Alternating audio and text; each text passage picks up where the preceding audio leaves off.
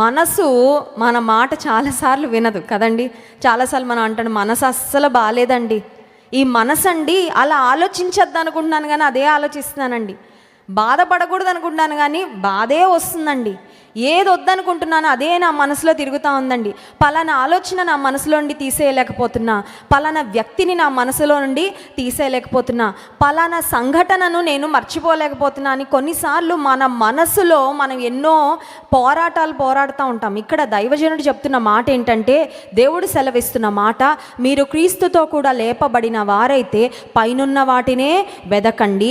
మీ మనసు ఎక్కడ పెట్టుకోవాలంటే పైనున్న వాటి మీదే కానీ భూ సంబంధమైన వాటి మీద మనసు పెట్టుకోవద్దు, పెట్టుకోవడానికి వీలు లేదు. చూడండి, రోడ్డు మీద ట్రావెల్ చేస్తున్నప్పుడు ఒక వెహికల్ డ్రైవ్ చేస్తున్న వ్యక్తి అయినా సరే, లేదన్నా నడుస్తున్న వ్యక్తి అయినా సరే, ఏదైనా గుంటలు వచ్చినప్పుడు లేదంటే స్పీడ్ బ్రేకర్స్ వచ్చినప్పుడు వాటిని ఒక్కసారి చూసి జాగ్రత్త పడతాం.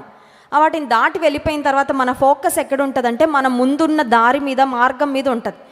దాటేసిన గుంటని మళ్ళీ వెనక్కి తిరిగి చూస్తూ ఉంటే ఖచ్చితంగా మన బండికి కానీ, మన కారుకి కానీ, మన వెహికల్కి కానీ ఖచ్చితంగా యాక్సిడెంట్ అవుతుంది. జీవితంలో కూడా కొన్నిసార్లు జరిగిపోయిన వాటి మీద, జరిగిపోయిన సంభాషణలు లేకపోతే సంఘటనలు, లేకపోతే ఏవి మనం విడిచిపెట్టేసేయాలో, వేటిని మనం తృణప్రాయంగా ఎంచాలో, ఈ లోక సంబంధమైన వాటిని గట్టిగా పట్టేసుకొని వాటి మీదే మనసు పెట్టి వాటి మీదే దృష్టి అంతా కేంద్రీకరించి మన శక్తిని, బలాన్ని, సమయాన్ని వాటి కొరకే వినియోగిస్తూ ఉంటాం. అనుదినము లేచిన తర్వాత ఒక మాట చెప్పుకోవాలి, అదేంటంటే, దేవా ఈరోజు నేను వేటి మీద మనసు పెట్టాలో వాటి మీద మనసు పెట్టే కృప నాకు అనుగ్రహించయ్యా, వేటి మీద ధ్యాస పెట్టాలో వాటి మీద మాత్రమే నా ధ్యాసను పెట్టడానికి సహాయం చేయండి. ఎందుకంటే మనసు లేదా మన ధ్యాసను వేటి మీద పెట్టాలో వాటి మీద కాకుండా వ్యర్థమైన వాటి మీద కేంద్రీకరిస్తే మన సమయము కూడా వ్యర్థమైపోతుంది. వ్యర్థమైపోయిన సమయము ఖచ్చితంగా జీవితాన్ని కూడా వ్యర్థం చేసేస్తూ ఉంటుంది. అందుకే ఒక దైవజనుడు ఏమంటాడంటే, time wasted is life wasted అని. సమయం అయిపోతూ ఉంటే జీవితం కూడా అయిపోతూ ఉంటుంది కదండి. దినంలో మరి దేవుడిచ్చిన సమయంలో చాలా వరకు మనం నిద్ర కొరకు కేటాయిస్తాం, ఆ తర్వాత ఫుడ్ కొరకు కేటాయిస్తాం, ఆ తర్వాత మన పనుల కొరకు కేటాయిస్తాం. ఇక దేవునికి మనకి మధ్యలో ఉండే సమయము, లేదంటే దేవునితో మనం మాట్లాడే సమయము చాలా తక్కువ సమయంగానే ఉంటుంది. చెప్పాలంటే దినంలో ఉన్న 24 గంటలను ఒకసారి మనం ఒక టైం టేబుల్ లాగా మనం వేసుకొని దేనికి ఎంత సమయాన్ని కేటాయిస్తున్నామని మనం చూస్తే, వాక్య ధ్యానానికి మనము కేటాయించే సమయము, ప్రార్థనకు మనం కేటాయించే సమయం, ఒకవేళ సాక్ష్యం చెప్పడానికి కేటాయించే సమయం, లేదంటే దేవుని మాటలను ధ్యానం చేయడానికి ఏ పని చేసుకుంటున్నప్పటికీ మనం కేటాయించే సమయం చాలా తక్కువ ఉంటుంది. కానీ అపవాది ఎంత మోసగాడంటే ఆ కొద్ది సమయాన్ని కూడా దొంగిలించాలని చూస్తాడు. అన్ని పనులకి టైం ఉంటుంది కానీ బైబిల్ చదువుదామని వచ్చేసరికి 10 పనులు అప్పుడే ఎదురు చూస్తూ ఉంటాయి, 10 పనులు అప్పుడే గుర్తొస్తూ ఉంటాయి. మన మనసు, మన దృష్టి, మన ఏకాగ్రత చాలాసార్లు ఏవి శ్రేష్టమైనదో, ఏది ముఖ్యమైనదో, ఏది మన గమ్యాన్ని నిర్దేశించేదో, ఏది నిజమైన ఆశీర్వాదాలు తీసుకొచ్చి పెట్టేదో ఆ దేవుని దైవ సంబంధమైన, దైవికమైన విషయాల మీద మనసు, దృష్టి పెట్టకుండా అపవాది చాలాసార్లు మనల్ని సైడ్ ట్రాక్ చేసేస్తూ ఉంటాడు. అందుకే దేవుని వాక్యం హెచ్చరిస్తుంది, మీరు క్రీస్తుతో కూడా లేపబడిన వారైతే పైనున్న వాటి మీదే మీ మనసు ఉంచుకోవాలి, భూ సంబంధమైన వాటి మీద మనస్సు పెట్టుకొనొకడి. ఈ మాట చెప్పిన తరువాత 5వ వచనంలో దేవుడు ఒక ఖచ్చితమైన, కఠినమైన కార్యము ప్రతి విశ్వాసి వారి జీవితంలో చేయాలి అని స్పష్టంగా మాట్లాడుతున్నారు. 5వ వచనం చూడండి, కావున భూమి మీద ఉన్న మీ అవయవములను అనగా జారత్వమును, అపవిత్రతను, కామాతురతను, దురాశను, విగ్రహారాధన అయిన ధనాపేక్షను చంపివేయుడి అనే మాట. మనం చంపాలంట కొన్నిటిని. అమ్మో, మనం ఎవరిని చంపకూడదు కదండి. చంపితే ఏంటంటే అది హత్య చేయడం పాపం కదా. నిజమే, దేవుడు నరహత్య చేయమనట్లేదు, లేకపోతే ఇంకెవరినో సంహరించమనట్లేదు. కానీ మనలో ఉన్న పాపాన్నట మనం చంపివేయాలండి. చంపే వ్యక్తులు మీరు చూడండి, దయ కానీ, కరుణ కానీ ఏమైనా ఉంటుందండి? నరహత్య చేసేవాళ్ళు ఉంటారు, కూనీలు చేసేవాళ్ళు ఉంటారు. లేదంటే కొన్నిసార్లు ఎవరికైనా జైల్లో ఉన్నప్పుడు, చాలా భయంకరమైన నేరం చేసినప్పుడు, ఎస్పెషలీ టెర్రరిస్ట్ అలాంటి వాళ్ళు పట్టబడినప్పుడు ప్రభుత్వం చాలా కఠినమైన నిర్ణయం తీసుకొని వీరికి ఉరిశిక్ష వేయాలి అనే ఒక ఆజ్ఞ జారీ చేసినప్పుడు వారికి ఉరిశిక్ష వేస్తారు. ఆ ఉరిశిక్ష ఎవరైతే వేస్తారో వారికి జాలి కానీ, కరుణ కానీ ఉండదు. ఉంటే వారు వేయలేరు కూడా. వారు ఏమంటారు, అమ్మో మా వల్ల కాదండి, నేను అలాంటి పని చేయలేనండి, దేవుని బిడ్డలుగా ఇతరులను సంహరించడం, నరహత్య చేయడం బైబిల్ ఖచ్చితంగా ఖండిస్తుంది. నరహత్య చేయకూడదు అని దేవుడు 10 ఆజ్ఞలలో సెలవిచ్చాడు. కానీ మన జీవితంలో పాపాన్ని మనం చంపాలంట. చంపడం అంటే అర్థం ఏంటంటే ఇంకా మళ్ళీ అది బ్రతకడానికి అవకాశము, చచ్చిపోయిన వ్యక్తి అయినా సరే ఏదన్నా చనిపోయారు అంటే ఇంకా వారి నుండి స్పందన ఉండదు. We cannot expect them to get up or talk or do anything కదండి. ఎవరైనా ఒకరు చనిపోయారంటే వారు తిరిగి మాట్లాడరు. చుట్టూ ఎంతమంది వచ్చి వారి కొరకు ఏడుస్తున్నప్పటికీ వారు లేచి నా కోసం ఏడవద్దు, నేను బాగానే ఉన్నానని చెప్తారండి? చెప్పరు. వారు తిరిగి లేస్తారని, లేదంటే ఇంటికి వస్తారని, వారి పనులు చేసుకుంటారని ఇంకెలాంటి నిరీక్షణ కూడా ఉండదు. అయితే దేవుని వాక్యం ఖచ్చితంగా చెప్తున్న మాట ఏంటంటే పాపము విషయంలో ప్రతి విశ్వాసి కఠినంగా ఉండాలండి. వాక్యం విషయంలో చాలా సెన్సిటివ్గా ఉండాలి. వాక్యం ఏం చెప్తుందో దాన్ని విని మన జీవితంలో మార్పులు చేసుకోవడానికి సిద్ధంగా ఉండాలి. కానీ పాపం విషయానికి వచ్చేసరికి ప్రతి విశ్వాసి దేవునిలో ఎదగాలని, దేవుని గణపరచాలని, దేవుని సంతోషపెట్టాలని ఆశ కలిగిన ప్రతి ఒక్కరము ఖచ్చితంగా చేయాల్సింది ఏంటంటే పాపం విషయంలో ఖచ్చితంగా ఉండాలి. పాపం విషయంలో కఠినంగా పాపాన్ని చంపాలి. అందుకే ఒక దైవ సేవకుడు జాన్ ఓవెన్ అనే ఒక దైవ సేవకుడు ఏమంటారంటే kill sin before it kills you. పాపాన్ని నీవు చంపు, లేదంటే పాపము నిన్ను చంపేస్తుంది. పాపాన్ని మనం చంపకపోతే మనలో పెరుగుతున్న పాపాన్ని, పాపపు ఆలోచనలు, పాపపు తలంపులను మనం సంహరించకపోతే ఆ పాపం మనల్ని చంపేస్తుంది. పాపం చంపేయడం అంటే ఏంటంటే స్పిరిచువల్గా మనల్ని చంపేస్తుంది. బయటకి బాగానే ఉంటాం, బయటకు బ్రతుకుతున్నట్లే కనబడతాం, బయటకు ఉద్యోగాలు చేస్తూ ఉంటాం, వ్యాపారాలు చేస్తుంటాం, తిరుగుతుంటాం, నడుస్తుంటాం, కుటుంబ జీవితంలో సాగిపోతూ ఉంటాం. కానీ పాపాన్ని పెంచి పోషిస్తే, పాపాన్ని చూసి చూడనట్లుగా వదిలేస్తే ఆ పాపం ఏం చేస్తుందంటే ఒకరోజు మనల్ని చంపేస్తుంది, ఆధ్యాత్మికంగా మనల్ని నశింపజేస్తుంది. అమెరికా దేశంలో ఒక సహోదరి ఆమెకు ఏదైనా ఒక జంతువుని పెంచుకోవాలని ఆశ కలిగిందంట. అమెరికాలో కొన్ని పాశ్చాత్య దేశాల్లో కుటుంబ బంధాలకు అంత విలువ ఉండదండి. తల్లిదండ్రులు 18 సంవత్సరాలు రాగానే వాళ్ళ పిల్లల్ని ఇంటి నుండి బయటకు పంపించేస్తారు. మీ బ్రతుకులు మీరు బ్రతకండి, ఇక మిమ్మల్ని పోషించింది పెంచింది చాలు, మీ ఉద్యోగాలు మీరు చూసుకోండి, మీ కాళ్ళ మీద మీరు నిలబడండి అని పంపించేస్తారు బయటకి. సో ఆమె కూడా ఆమెకున్న పిల్లల్ని ఆమె ఎలా పంపించేసింది తెలీదు, ఒంటరిగా బ్రతుకుతూ ఉంది. మనుషులు నమ్మక ద్రోహులు, కానీ జంతువులకి చాలా నమ్మకత్వం ఉంటుంది. కాబట్టి ఒక జంతువుని తీసుకొని పెంచుకోవాలని ఒక ఆశ కలిగి, సరే పెంపుడు పెట్ స్టోర్ ఉంటుంది కదండి, పెంపుడు జంతువులన్నిటిని అమ్మే స్టోర్ ఉంటుంది, అక్కడికి వెళ్ళి ఒక అద్భుతమైన సెలక్షన్ చేసుకుంది. ఏమి సెలక్షన్ చేసుకుందంటే ఒక పెద్ద కొండ చిలువని సెలెక్ట్ చేసుకుంది పెంపుడు జంతువుగా. పోయి అన్ని జంతువుల్లో ఏమి సెలెక్ట్ చేసుకుందండి? పెంపుడు జంతువు పైథాన్ ఇంటికి తెచ్చుకుంది. రోజు పడకలో పక్కన వేసుకొని పడుకుంటుంది. ఈ పైథాన్ని చక్కగా అలా పట్టుకుంటే ఎంత సాఫ్ట్గా ఉంటుంది, ఎంత చక్కగా ఉంటుంది అని, మరి అది చూడగానే ఎంత భయంకరంగా ఉంటుంది. కానీ ఆమెకి చాలా నచ్చేసింది పెంపుడు జంతువు. మేము కూడా జూకి వెళ్ళినప్పుడు అక్కడ పాముని తీసుకొచ్చాడండి ఒక అతను, తీసుకొచ్చి పట్టుకోండి అన్నాడు. నేను అన్న దాని జోలికి నేను వెళ్ళను, అదంటే మాకు ఇష్టము లేదంటే అంటున్నాడు. పాములకి చెడ్డ పేరు ఉంది కానీ పాములు చాలా మంచివండి. ఏంటంట, they just have bad reputation అంటున్నాడు. వాటికి చెడ్డ పేరు వచ్చింది కానీ అవి మనల్ని ఏమీ చేయవండి. మనం వాటి జోలికి వెళ్ళకపోతే పాములు మనల్ని ఏమీ, నువ్వు ఎన్నన్నా చెప్పయ్యా, కానీ అపవాది వాడుకున్నది సర్పము శపించబడినది, నాకు అక్కర్లేదు బాబు దాన్ని ముట్టుకోవాలని కానీ దాని దగ్గరకు రావాలని కానీ ఎలాంటి ఆలోచన. మా పిల్లలు వెళ్ళి పట్టుకున్నారండి. మా పిల్లలకి చాలా జంతువులు అంటే చాలా ఆసక్తి. పక్షులు జంతువులు అంటే వాళ్ళు వెళ్ళారు, పట్టుకున్నారు. చాలా స్మూత్గా ఉంది, చాలా సాఫ్ట్గా ఉంది అన్నారు. కానీ నా వల్ల చూడ్డానికే చాలా ఇబ్బందిగా అనిపించింది. చాలాసార్లు మనం ఏదో ఒకటిలే పెంపుడు జంతువు ఏముందిలే పర్వాలేదని అనుకుంటా ఉంటాం. ఆమె కూడా ఒక పైథాన్ ఇంటికి తెచ్చుకొని దాన్ని పెంచుకుంటా ఉంది. రోజు దానికి 3 పూట్ల ఈమె ఆహారం తిన్నట్లు దానికి కూడా ఆహారం పెడతా ఉంది. అండ్ సడన్లీ ఒకరోజు ఫుడ్ తినడం మానేసింది, బక్క చిక్కిపోతుంది. ఇప్పుడు ఈవిడ బాగా ప్రేమను మమకారాన్ని పెంచుకుందేమో దాని మీద, ఈమెకు దిగులు పట్టుకుంది. ఏమనంటే, నాకున్న మంచి నేస్తం నా ఫ్రెండ్, దీనికి ఏమన్నా అయిపోతే నా పరిస్థితి ఏంటని ఒక డాక్టర్ దగ్గరికి తీసుకువెళ్ళింది.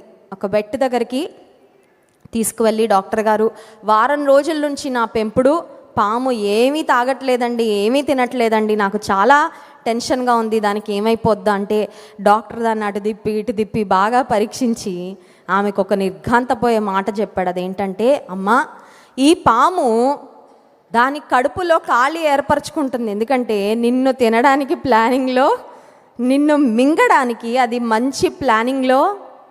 మేము జూకి వెళ్ళినప్పుడు ఒక పైథాన్ని తీసుకొచ్చి ఆ పైథాన్ని పెంచుతున్న వ్యక్తి ఒక మాట చెప్పాడు. ఏమనంటే, పైథాన్ కట్ట నోట్లో ఎలాస్టిక్ పెట్టాడంట దేవుడు. ఏంటండి? ఎలాస్టిక్. ఆ ఎలాస్టిక్ ఎట్లా ఉంటుందంటే దాని నోరు ఇలాగా దాన్ని స్ట్రెచ్ చేయొచ్చు, ఇట్లా కూడా స్ట్రెచ్ అవుతుందంట, ఇలాగా అలాగా. అందుకనే అది ఇంత పాము ఇంత ఉన్నా కూడా పెద్ద పెద్ద జీవులని, తర్వాత కొన్నిసార్లు మనుషులను కూడా మింగేస్తూ ఉంటుంది. కారణం ఏంటంటే దాని నోటిలో దేవుడు ఒక ఎలాస్టిక్ మెకానిజం పెట్టాడు. అందుకని అది నోరు అన్ని వైపులా తెరవగలదన్నమాట. ఈ పాము ఆమె చాలా ప్రేమగా పెంచుకుంటుంది, కానీ ఆ పాము మాత్రం తన యజమానురాలినే చంపడానికి ఒక ప్రణాళిక వేసి దాని కడుపులో ఖాళీ చేసుకుంటా ఉందమ్మా. అందుకే ఏం తినట్లేదు. ఒకరోజు సడన్గా నువ్వు ఎప్పుడో నిద్రలో ఉన్నప్పుడు నిన్ను చుట్టేసి నీ ఎముకలన్నీ విరిచేసి చక్కగా నిన్ను తినేసి వారం రోజులు కడుపులో చక్కగా నెమ్మదిగా నిన్ను డైజెస్ట్ చేసుకుంటుంది. నువ్వు అర్జెంటుగా దాన్ని వదిలించుకోలేదంటే నీకు మాత్రం చాలా పెద్ద ప్రమాదం. ఎప్పుడైతే డాక్టర్ ఆ మాట చెప్పాడో ఈమెకి అర్థమైపోయింది.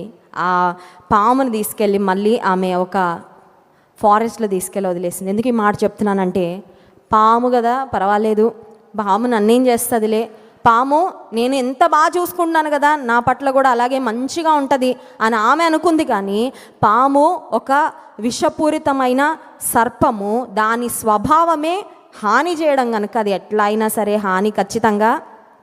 చాలాసార్లు మనం అనుకుంటాం, పాపము, నేను ఫ్రెండ్షిప్ చేస్తున్నానండి పాపంతో, ఏం పర్వాలేదండి, ఈ అలవాటు అండి నాకు బాగా హ్యాబిట్ అయిపోయిందండి, ఇక ఇది నేను చేయకుండా ఉండలేకపోతున్నానండి, నాకు ఇప్పటివరకు ఏం అవ్వలేదండి, తాగుతా ఉన్నా ఏం అవ్వట్లా, తాగిన చాలామందికి అవయవాలు పాడైపోతున్నాయి అన్నారు కానీ నాకేం అవ్వట్లా, కాబట్టి నాకేం అవ్వదని some people are just continuing in the same sin and the same mistake again and again. పాపాన్ని చేస్తూ పాపంలో ఆనందిస్తూ అలవాటు పడిపోయి చాలా కంఫర్టబుల్ అయిపోయి నాకే హాని కలగట్లేదు, నేనంతా బాగానే ఉన్నాను అనుకుంటున్నారు. కానీ పాపాన్ని చంపకపోతే పాపం మనలని చంపేస్తుంది. మనం ఆత్మీయంగా చనిపోతాము. నిత్య నరకాగ్నికి ఈడ్చుకు వెళ్ళే శక్తి దేనికి ఉందంటే పాపానికి ఖచ్చితంగా ఉంది. అందుకే దేవుని వాక్యం స్పష్టంగా సెలవిస్తున్న మాట, కావున భూమి మీద ఉన్న, కొలసి పత్రిక 3వ అధ్యాయం 5వ వచనం, కావున భూమి మీద ఉన్న మీ అవయవములను అనగా జారత్వము, అపవిత్రత, కామాతురత, దురాశ, విగ్రహారాధన అయిన ధనాపేక్షను చంపి, ఈ మాట చెప్తామా, పాపాన్ని చంపుతాను అని చెప్పండి. ఆమెన్. కొన్నిసార్లు కొంతమంది కోపం వస్తే చంపేస్తానంటారు. అంటే పాపం దే డోంట్ మీన్ ఇట్, నిజంగా చంపాలని కాదు, కానీ చంపితే జైల్లో పడతారు కదా, నిన్ను చంపేస్తాను, నిన్ను చంపేయాలనిపిస్తుంది, ఇలాంటి మాటలు కానీ చంపాల్సింది దేన్నంటే మనలో పెంచి పోషిస్తున్న పాపము. మనం ఏ పాపాన్ని ప్రోత్సహిస్తున్నామో, ఏ పాపానికి అలవాటు పడ్డామో దాన్ని చంపివేయాలి అని వాక్యం స్పష్టంగా సెలవిస్తుంది. ఇక్కడ మనము చంపివేయాల్సిన 5 పాపాలు ఇక్కడ స్పష్టంగా వ్రాయబడ్డాయి. మొట్టమొదటిది ఏంటి అని ఆలోచన చేస్తే జారత్వము అనే మాట ఉంది, ఇంగ్లీష్లో ఉంది ఫార్నికేషన్ అనే మాట. నూతన నిబంధన గ్రీకు అనే భాషలో వ్రాయబడింది. సో గ్రీకు భాషలో జారత్వము అనే మాటకు వాడబడిన పదం ఏంటంటే పోర్నోగ్రఫీ అనే పదముకి చాలా దగ్గర పదాన్ని అక్కడ జారత్వము అనే మాటకు వినియోగించారు. ఈ రోజుల్లో పోర్నోగ్రఫీ చాలా ఎక్కువ అయిపోయింది కదండి. బూతు చిత్రాలను చూడడము, బూతు చిత్రాలు, కొంతమంది ఉదయం లేవగానే పళ్ళు కూడా దొంగకారు కానీ ఫోన్లో వెళ్ళిపోయి అసభ్యమైన దృశ్యాలతోనే వారి దినాన్ని ప్రారంభించే వాళ్ళు చాలామంది ఉన్నారు. ఈ రోజుల్లో 55% డివోర్సులు ఎందుకు జరుగుతున్నాయి అంటే, ఒక రీసెర్చ్లో తేలిన విషయం ఏంటంటే 55% డివోర్సులు భార్యాభర్తలు ఒకరి ఎడల ఒకరు అపనమ్మకత్వంగా ఉండడం వలన కుటుంబాలు విచ్ఛిన్నం అయిపోతున్నాయి అనే భయంకరమైన మాట. చూడండి, ఈ రోజుల్లో కొంతమంది యవనస్తులు ఎలా తయారైపోయారంటే మాకు పెళ్ళే వద్దంటున్నారు. పెళ్ళే వద్దు, స్వేచ్ఛగా ఉంది జీవితం. ఒక వ్యక్తికి ఎందుకు కట్టుబడి ఉండాలి, ఒక వ్యక్తికే భర్తగా ఎందుకు ఉండాలి, ఒక వ్యక్తికే భార్యగా ఎందుకు ఉండాలి? స్వేచ్ఛగా బ్రతుకుతాం, ఇష్టానుసారంగా జీవిస్తాం. ఏది కావాలనిపిస్తే అది, ఎప్పుడు కావాలనిపిస్తే అప్పుడు మేము చేయడానికి అవకాశం ఉంటుంది. కనుక కుటుంబ వ్యవస్థలో మేము ఒక క్రమమైన పద్ధతిలో ఉండడం ఇష్టం లేదని చాలామంది యవనస్తురాండ్రు they are choosing to not get married. పెళ్ళి చేసుకోవాలని ఇంట్రెస్ట్ లేదంటున్నారు చాలామంది యవనస్తులు. నా దగ్గరికి చాలామంది తల్లులు వచ్చి చెప్తా ఉంటారు, అమ్మ ప్రార్థన చేయండి, మా వాడు పెళ్లి చేసుకోని అంటున్నాడు, ప్రార్థన చేయండి, మా అమ్మాయి పెళ్ళొద్దంటుంది, ప్రార్థన చేయండి. పెళ్ళిళ్ళు అవుతున్న వాళ్ళ సంగతి ఏంటంటే, దేవుడిచ్చిన భర్తకు భార్యకు నమ్మకస్తులుగా ఉండకుండా, దేవుడిచ్చిన కుటుంబ జీవితంలో నమ్మకంగా ఆయనను సేవిస్తూ, కుటుంబంగా ఆయనను అనుసరిస్తూ సాగిపోకుండా మరొకరితో స్నేహము, మరొకరితో సాంగత్యము, రహస్యమైన పాపాలను చాలామంది తమ జీవితాలను ఎంటర్టైన్ చేసి ఫైనల్లీ ఒకరోజు రహస్యంగా ఉన్నది ఏది కూడా బయటపడకుండా ఉండదు కదండి. రహస్య జీవితం ఎప్పటికైనా బహిర్గతం అవుతుంది. ఒక్కసారి విషయాలన్నీ వెలుగులోకి వచ్చిన తర్వాత ఆ కుటుంబాలు, ఆ పెళ్ళిళ్ళు పెటాకులు అయిపోతూ ఉన్నాయి. తల్లిదండ్రులు ఎంతమంది ఏడుస్తున్నారు, మా వాడు చాలా మంచోడండి, ఎందుకు ఇలా అవుతుందో మాకు తెలీదు, మా అమ్మాయి చాలా మంచిది కానీ ఎవడో ఇట్లా చేశాడు, ట్రాప్ చేశాడు, మా అమ్మాయి జీవితము పాడైపోయింది.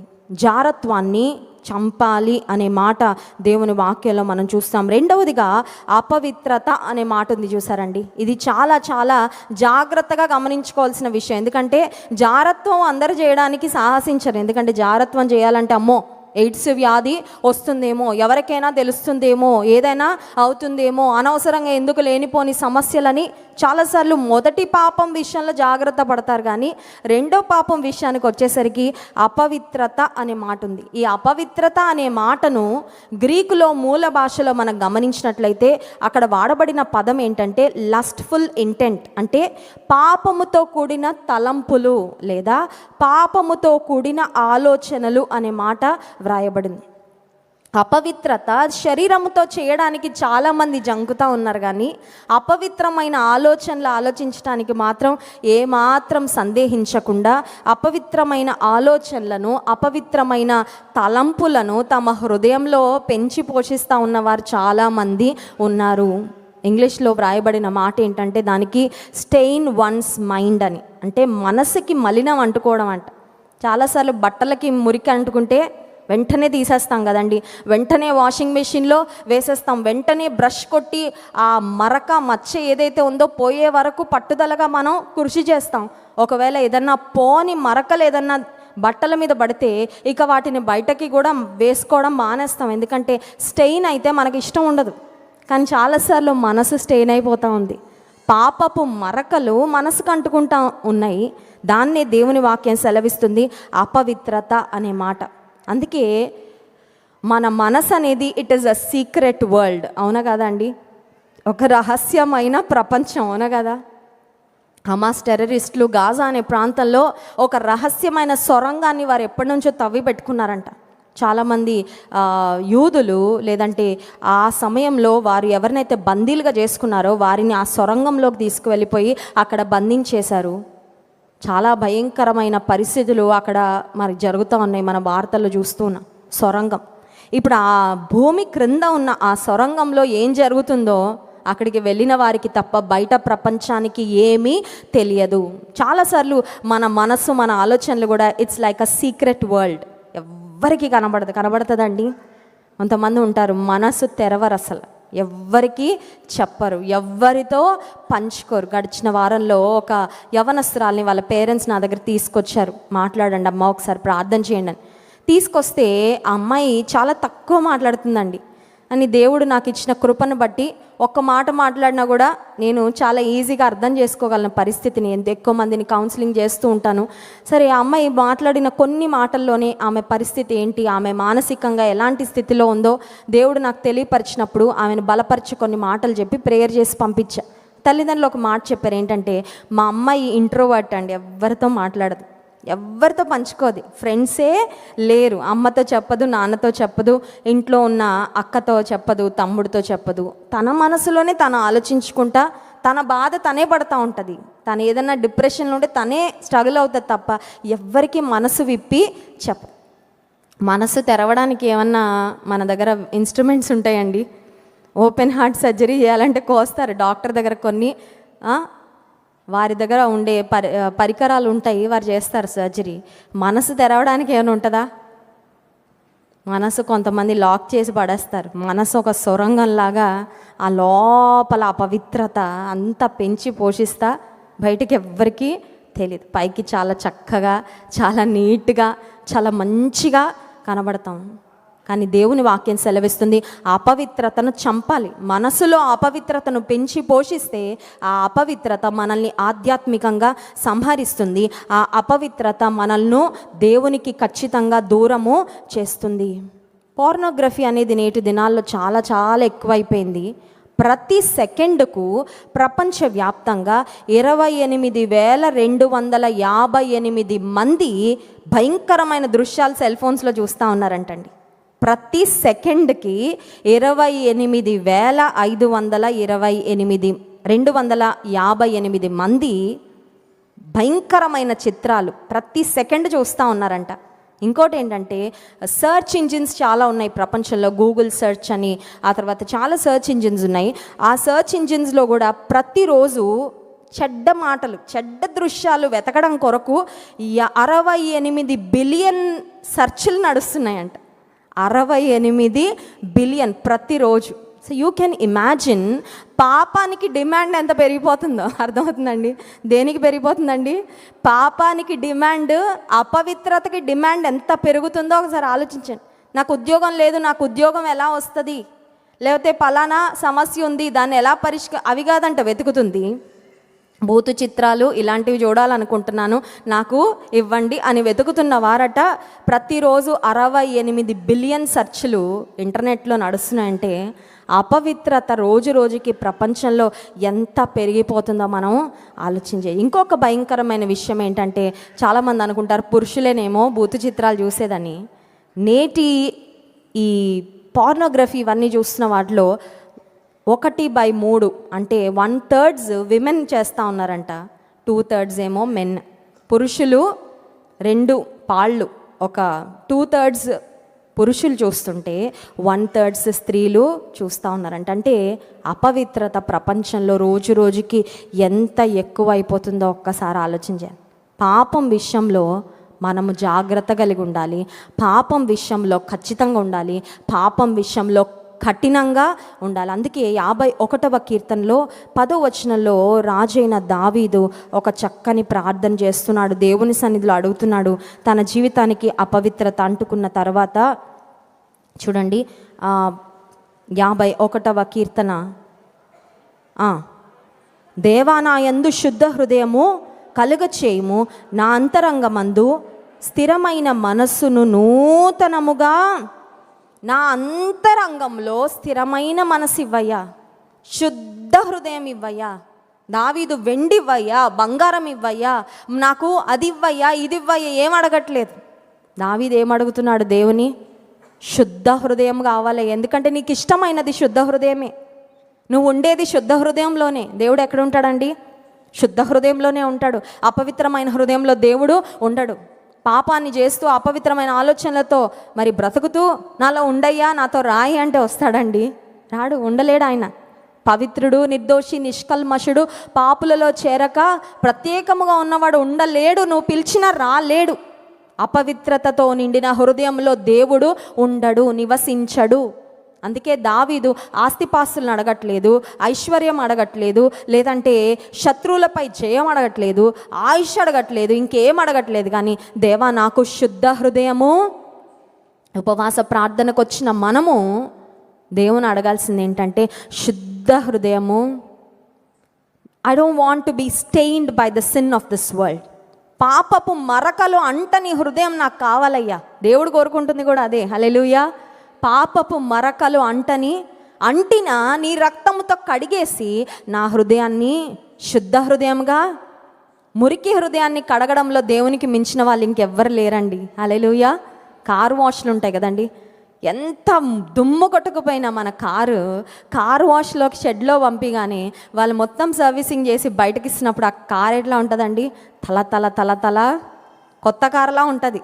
కొత్త కారులాగా ఉంటుంది. దేవుని సన్నిధానానికి వచ్చిన ప్రతిసారి మన హృదయ స్థితి ఎలా ఉన్నా, ఇక్కడ దేవా నాకు శుద్ధ హృదయము కలుగచే, నా అంతరంగంలో స్థిరమైన మనసు నూతనంగా పుట్టించయ్యా, నూతనంగా నా హృదయము నా అంతరంగాన్ని నువ్వు కడుగు ప్రభువా, నూతనమైన మనసు నాకు అనుగ్రహించయ్యా. అది అడుగుతున్నామా? దేవుని సన్నిధికి వచ్చినప్పుడు అడుగుతాం. ఆరోగ్యము అడుగుతాం, ధనము అడుగుతాం, జయం అడుగుతాం, లేకపోతే పిల్లల విషయంలో పెళ్ళిళ్ళ కొరకు అడుగుతాం, ఉద్యోగాల కొరకు అడుగుతాము, ఎన్నో అడుగుతూ ఉంటాం. కానీ దేవుని సన్నిధిలో అడగాల్సింది, నిజంగా దేవునిలో ఎదగాలని ఆశించే వారు ఖచ్చితంగా అడిగేది ఏంటంటే శుద్ధ హృదయము, అంతరంగములో స్థిరమైన మనస్సును నూతనముగా పుట్టించయ్యా. హెబ్రీ పత్రిక 12వ అధ్యాయము 4వ వచనంలో ఒక మాట ఉంది చూడండి. హెబ్రీ పత్రిక 12వ అధ్యాయము 4వ వచనం, మీరు పాపముతో పోరాడుటలో రక్తము కారునంతగా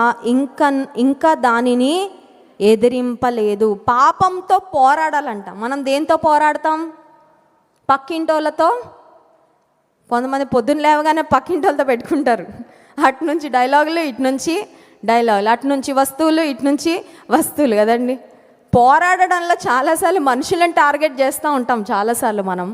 లేకపోతే వాళ్ళు మా వాళ్ళు కాదండి, వాళ్ళు మా సంబంధికులు కాదండి, వాళ్ళు ఏదో అన్నారంటండి, వాళ్ళు ఏదో చేశారంటండి, వాళ్ళు అంతు తేల్చాలండి. చాలాసార్లు వ్యక్తులతో పోరాడుతూ ఉంటాం అనవసరంగా. కానీ పాపముతో పోరాడాలంట. ఎంత పోరాడాలి? రక్తము, బుల్ ఫైట్ అని జరుగుతుంది, చూసారండి ఎప్పుడైనా? బుల్ ఫైట్ అని జరుగుతుంది. ఆ కొమ్ములున్న బుల్ని వదిలేస్తారు గ్రౌండ్లోకి. ఒక మనిషి వెళ్తాడు దాంతో ఫైట్ చేయడానికి. అయితే దాని మెడైనా విరగ్గొట్టి బయటకు వస్తాడు, లేకపోతే మనోడైనా మొత్తం రక్తం గారిపోద్ది. ఎయిదర్ ఆ బుల్ గెలుస్తుంది బుల్ ఫైట్లో, లేదంటే మనిషి చాలా ధైర్యం ఉండాలండి, చాలా గుండెలు ఉండాలి. ఆ బుల్ ఫైట్కి వెళ్ళి చాలామంది కూర్చుంటారు ఆడియన్స్గా చూడడానికి. ప్రాముఖ్యంగా రోమన్స్లో, రోమ్ నగరంలో ఎక్కువగా జరుగుతూ ఉండేవి ఇలాంటివి, బుల్ ఫైట్స్ ఇలాంటివి. పూర్వకాలంలో ఒక మనిషి వెళ్ళేవాడు, ఆ బుల్తో పోరాడుతూ ఉంటాడు. ఎట్లా ఉంటుందంటే కొమ్ములతో లేపి పడేస్తూ ఉంటుంది అతన్ని.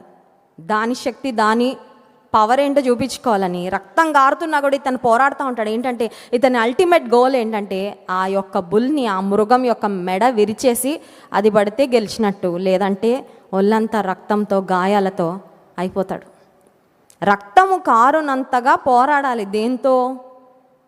పాపముతో పోరాడాలి అని దేవుడు అంటే అర్థం ఏంటంటే, ఎట్టి పరిస్థితుల్లో నేనైతే పాపానికి చోటు ఇవ్వను, అపవిత్రతకు చోటు ఇవ్వను. 3వ మాట చూడండి, కొలసి పత్రిక 3వ అధ్యాయము 5వ వచనం, జారత్వము, అపవిత్రత, కామాతురత, 4వది దురాశ. దురాశ చాలాసార్లు ఏది ఆశించాలో అది ఆశించకుండా పరులది ఆశించడం చాలా పెద్ద పాపం. పరుల దాని మీద ఆశ ఎప్పుడు కలుగుతుందంటే బాగా చూసినప్పుడు, అవునా కదా? కొంతమందికి వాళ్ళ ఇంటికంటే పక్కింటి మీదే ఉంటాయి కళ్ళు. ఎంతసేపు ఎక్కడుంటాయి? పక్కింటి మీదే. ఒక ఆవిడంట తన భర్తతో రోజు టిఫిన్, బ్రేక్ఫాస్ట్ కొరకు డైనింగ్ టేబుల్ దగ్గర కూర్చునేవారంట భార్య భర్తలు. కూర్చుంటే ఆ పక్కింటి ఆమె బట్టలు ఆరేసేదంట. అదే టైంకి బట్టలు ఆరేస్తుంటే ఈమె భర్తతో రోజు రన్నింగ్ కామెంటరీ అంట. ఆ పక్కింటి ఆవిడికి బట్టలు ఉతకడమే రాదండి, ఎప్పుడు బట్టల మీద మరకలే. ఇలాంటి వాళ్ళు ఇల్లాలుగా ఎందుకుంటారో నాలా ఉండాలి తప్ప ఆవిడలా ఉండకూడదని ఎప్పుడు నెగిటివ్గా మాట్లాడుతూ ఉండేదంట. భర్త చూశాడు. 4 రోజులు అయిన తర్వాత ఆ రోజు బట్టలు చాలా క్లీన్గా ఉతికిందంట పక్కింటి ఆవిడ. ఈవిడ షాక్ అయిపోయిందంట. షాక్ అయిపోయి ఇంతకాలానికి బుద్ధి వచ్చింది ఆ పక్కింటి ఆవిడికి. ఇప్పటికైనా బట్టలు శుభ్రంగా ఉతకడం నేర్చుకుందంటే భర్త అన్నాడంట, నిన్న సాయంత్రం మన విండోకి చాలా మరకలు ఉంటే అవన్నీ తుడిచాని అని చెప్పాడంట. ఏంటండి, వీళ్ళ ఇంటికి కిటికీలు ఉన్నాయి, ఆ కిటికీలు నీ ఇల్లాలు తుడుచుకోవట్లే సరిగ్గా. ఈ ఇంటి కిటికీకి ఉన్న ఆ మరకలన్నీ, గ్లాస్కి ఉన్న మరకలన్నీ బట్టల మీద పడినట్టు కనబడుతున్నాయి ఈవిడకి. ఈవిడేమనుకుంటుంది, ఆవిడకి బట్టలు ఉతకడం రావట్లేదని ఈవిడ అనుకుంటుంది. కానీ ఈవిడికి ఇల్లు శుభ్రంగా పెట్టుకోవడం.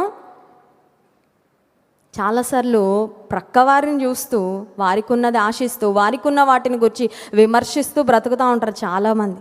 మన జీవితాన్ని మనం శ్రద్ధగా చూసుకుంటే దేవుని ఆశీర్వాదాలు మన మీద మెండుగా వస్తాయండి. Hallelujah. Grass is always greener on the other side. పక్కోడి పొలం ఎప్పుడు పచ్చగా కనబడుతుందంట మన పొలం కంటే. మన పొలం ఎలా పచ్చగా చేసుకోవాలో దేవుని సన్నిధిలో అడిగితే, నీకు దేవుడే ఆశీర్వాదాలు ఇవ్వాలో దేవుణ్ణి అడుగు అంతే. పక్కనోడిది ఎలా లాక్కోవాలి, పక్కన వాళ్ళది ఎలా దౌర్జన్యం చేసి, పక్కన వాళ్ళ కష్టార్జితం నేను ఎలా తినాలి, అనుభవించాలి, అది కాదండి ఆశీర్వాదం.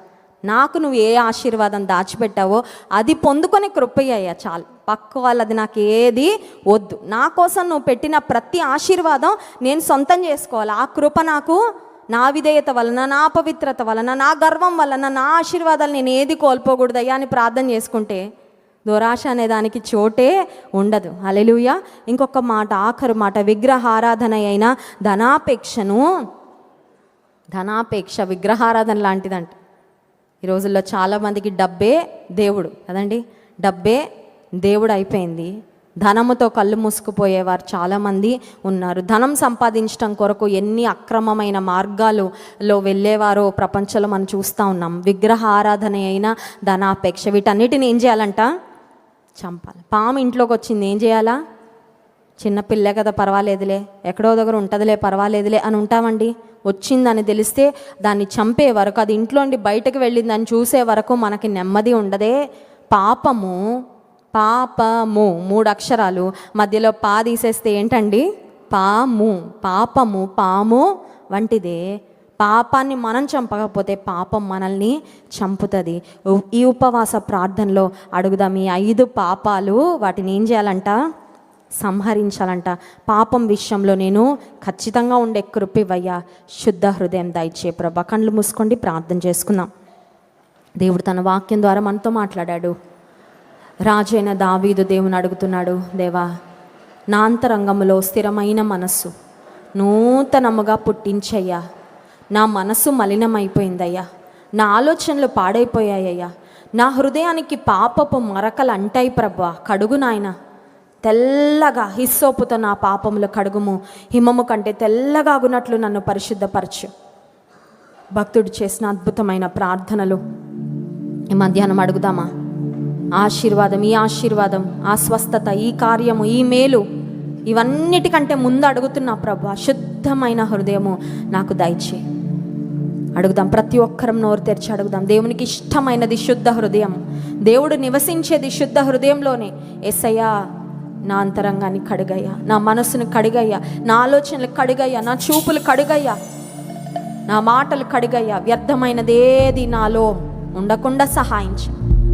నా అంతరంగం ఒక రహస్య ప్రపంచం అయ్యా, కానీ ఆ రహస్య ప్రపంచం అంతా నీకు బట్టబయలే ప్రభా. నీకు సమస్తం తెలుసయ్యా. నీకు అవిధేయమైంది ఏది నాలో ఉండకుండా సహాయం చేయ ప్రభా. పరిశుద్ధుడా, మహోన్నతుడానికి స్తోత్రాలు. నీ వాక్యం ద్వారా మాతో మాట్లాడినందుకు వందనాలు.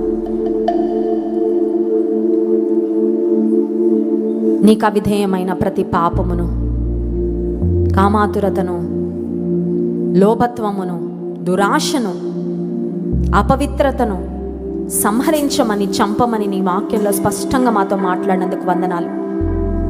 ఏ పాపానికి మా జీవితంలో చోటు ఇవ్వకుండా ప్రభువా, పాపాన్ని పెంచి పోషించి నష్టపోకుండా నాయన, పాపాన్ని విడిచిపెట్టి తొలగించుకొని నీ కొరకు నూతన సృష్టిగా మార్చబడి జీవించే కృప ప్రతి ఒక్కరికి ఇవ్వండి ప్రభా.